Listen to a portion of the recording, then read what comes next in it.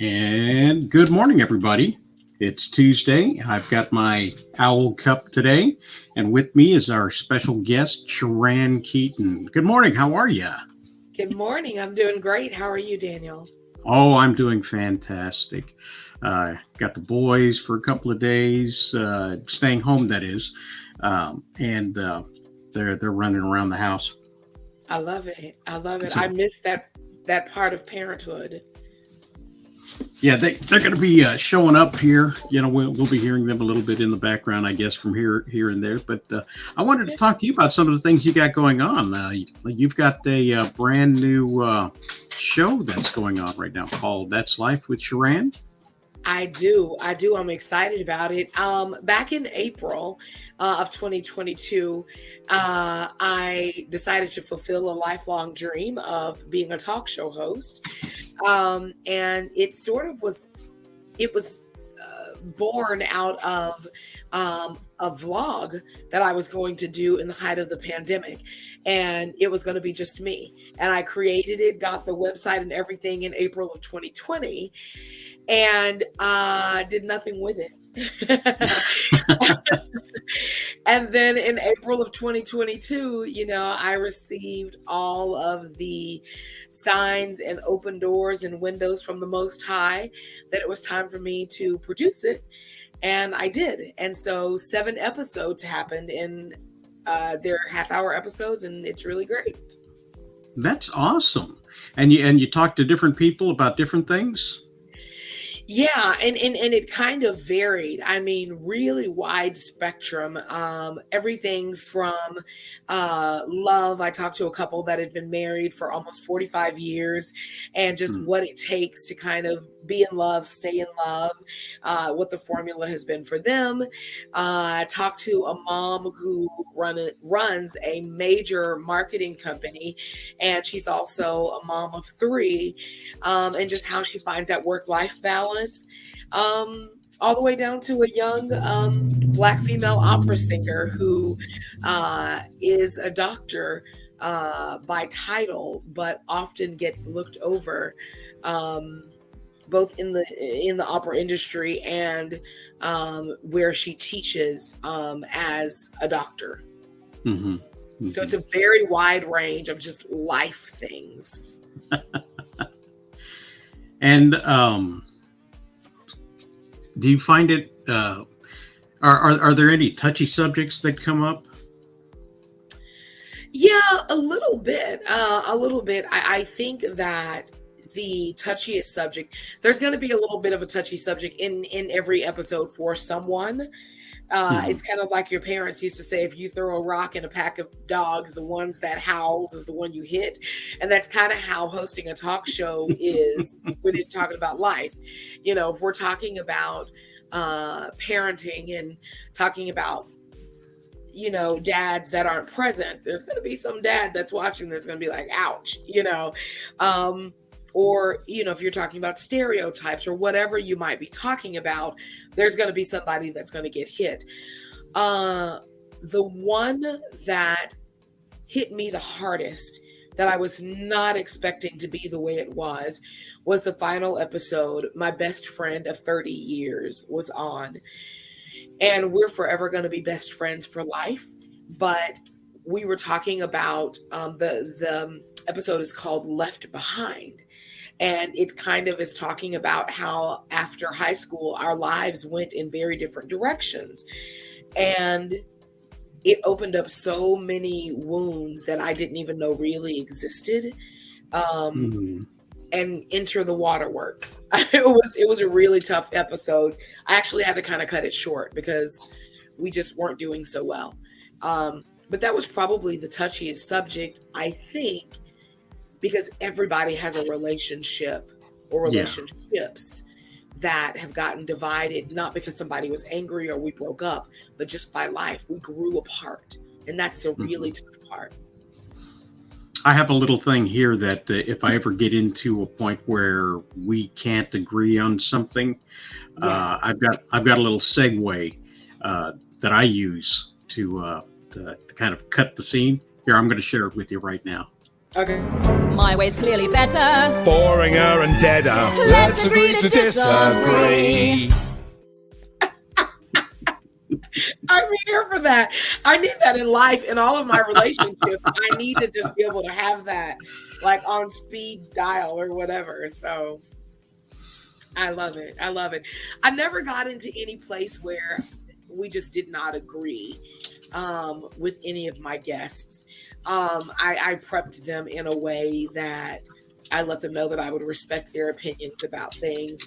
A lot of them, their opinions differed from my own, but that's the whole point for me of my show, was to allow audiences to see differences of opinions talked through, because it may provide some clarity that you didn't have before.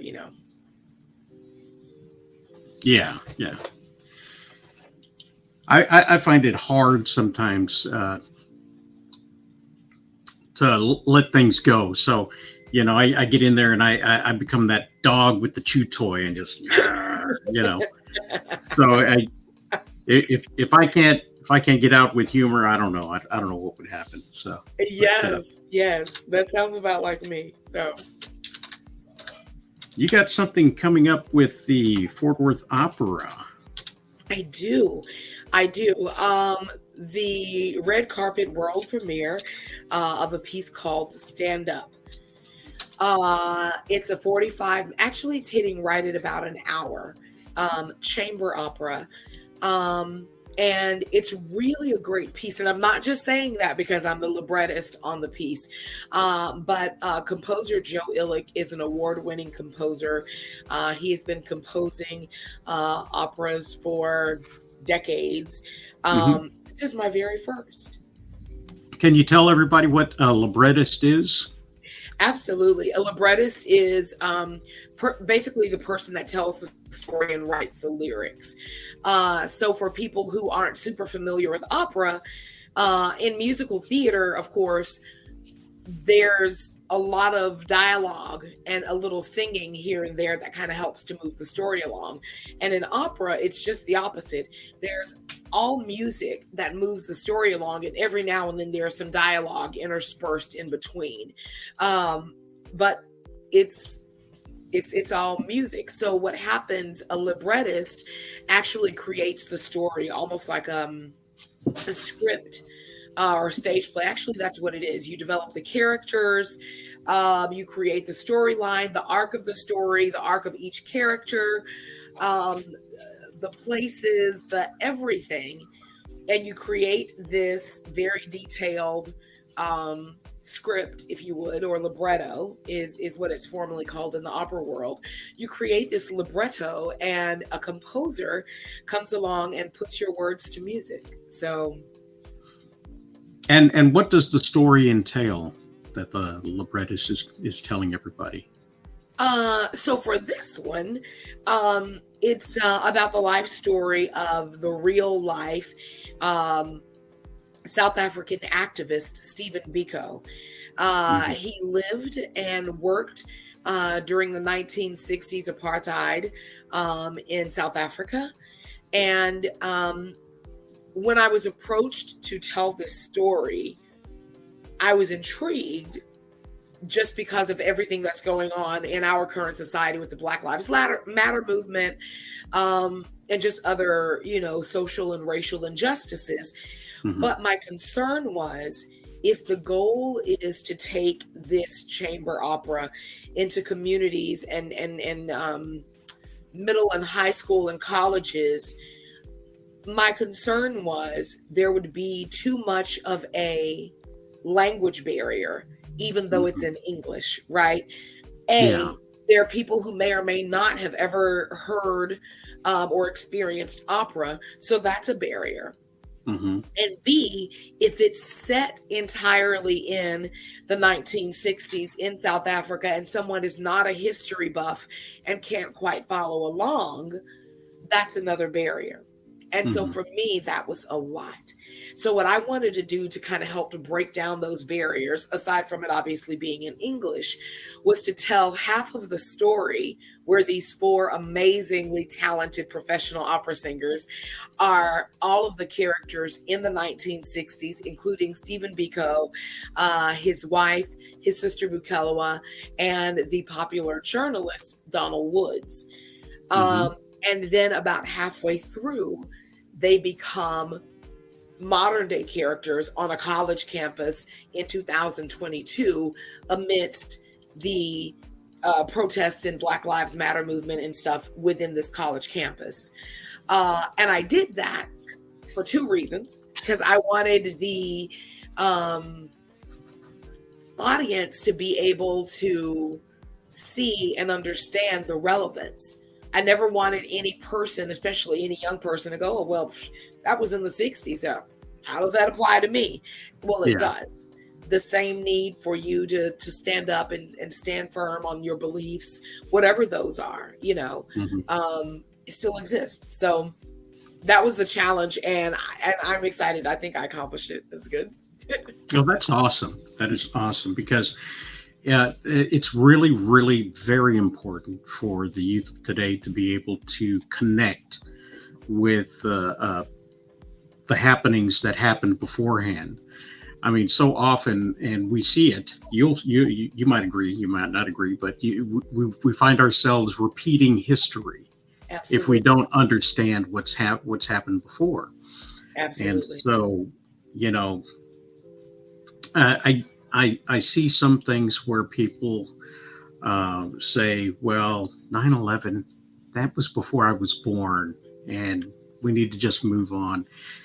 And, that could be said about a lot of things that happened before they were born, Absolutely. but still, we need to know what led to everything. We need to know the overall truth because a lot of truth that we didn't know then, we do know now. Absolutely. So, Absolutely. taking everything, like you said, taking it from the past and then bringing in the present and bringing it all together, that just sounds like a really powerful story to share with people. Yeah. Yeah. Yeah. I am excited about it. And like I said, we're dealing with, in this particular piece, we're dealing with uh, a whole plethora of things surrounding social injustice and racial injustice. And the real overall theme is to stand up and let your voice be heard, whatever that is, whether it's going out to vote, whether it's, being true to yourself and who you are as a human and not letting society decide for you that who you are is wrong or right.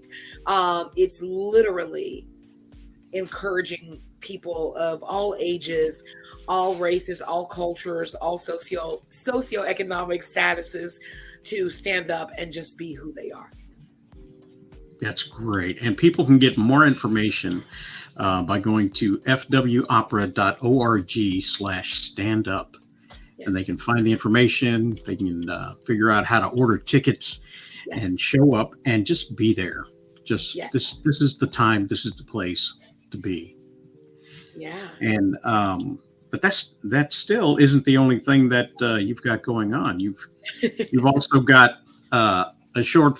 Is it a short film or a full length feature? It is a short film for now. It will become a feature, fingers crossed, and knock on wood, and all the other stuff that people do when they're hoping and praying that something happens. Um, yeah, and actually, the title, um, I changed the title to make it a lot more easily digestible, a lot more palatable for the general public. Um, Okay. I'll just say that. I'll just leave it at that. So is this the original title, or have you It is changed not. it from this? It is You not. This is the new title. okay? Good, good, good. I didn't want to be behind on my graphic. No, this is the new title. You would know if I had sent you, or if you had discovered a graphic with the original. title, you would definitely know because it has some words that would make you blush, no doubt. Um, and I changed it for the greater good, Oh but the yeah, content of the film is what the content is. Um, vinegar the versus honey.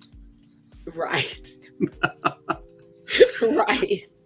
I knew a preacher who this was a street preacher guy, and he really was just full of love for Christ and everything else. But his approach was just maddening. He had a shirt on that had Christ on the cross, and below that were the words "Eat me." Okay. So Shout yeah, out to communion in the worst way. Wow. vinegar versus honey. Yeah, yeah, yeah. And for anyone, once this starts appearing in all of the festivals that it's going to appear in, um, again, knock on wood and Mhm. prayers and everything else that people believe in, um, you'll understand why. But this story is a story about two a married couple that had been married for more than 20 or right about 20 years, and they're a biracial couple, Mhm. and he loves her, but he makes references to her in a sweet, very gentle and kind way, being black. And he sees nothing wrong with it. And over time, it just began to weigh on her. Mhm. And enter the fireworks. Um, and it was created. It was created really as a direct result of me being in a couple of relationships in my lifetime, Mhm. where I know from the clavicle up, I look very skinny. Thank you, thank you. Uh, but I am a very plus size woman, and there is a very specific uh, demographic that will openly love and date and marry or whatever a plus size woman. Um, the negative name that people say, "Oh, you're a chubby chaser." Um, Mhm. but the reality is, on a few different occasions, I've dated people who, over time, every single day, they related my greatness to my curves. And they would say things like, come here, Miss Thickums. Let me put my arms around you. Look at my baby looking all curvy. Look at my curvy girl. Or, look at my baby with all that booty. And I'm just like, oh my God, enough already. Like, there's so much more Oh um, yeah. to me than my aesthetic, and it made me start to wonder, you know, is that person truly okay with my aesthetic? Or are they continually saying these things because they're trying to Mhm. convince themselves that, you know what I mean? Or convince me that they're okay? I didn't know. But over time, it really began to bother me. Did Um, you throw some kind of test their way? Like fake joining Weight Watchers to see if they started bringing you donuts to undermine that sort of thing. Like if that was the only no, thing. no, but I will say this. My ex-husband, God rest his soul, I said one time that I was going to do like a weight loss surgery because I wanted to get really skinny. And he was like, I don't want no skin and bones. And then you be running around here and all these other men are looking at you. And I was like, stop, stop, stop. You don't think they're all looking at me now? I was like, you should check your friends. They're all looking at me right now. Every time I come up to your job, they're checking me out. So so kind of, yeah. My ex-husband, he wasn't trying to hear of it. He was like, nah, plump is the way to go. This is what we're doing. So needless to say, we got a divorce and I lost 150 pounds. So that, there you go. Well, it's always great to talk to you, Sharon. I always love it coming out to the theater, seeing you working behind the scenes with Bill, videotaping whenever there's a play going on that I can help out at, and Yeah. I just love to see how you've moved from community theater to the opera, the Fort Worth Opera, and Yeah. you were in front of the camera on a couple of short films, and now you've gone into producing and writing and directing and all of these other things. There's just nothing that surprises me, and none of it surprises me. You are so talented, and Thank you.